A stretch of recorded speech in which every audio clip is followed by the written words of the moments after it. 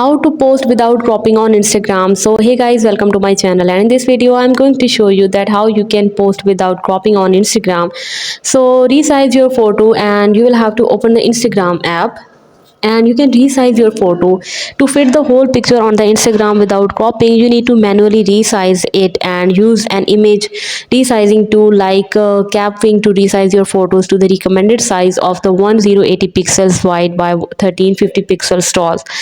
And also you can add a border. If you don't want to resize your photo, you can add a border to your photo to make it fit within Instagram's aspect ratio.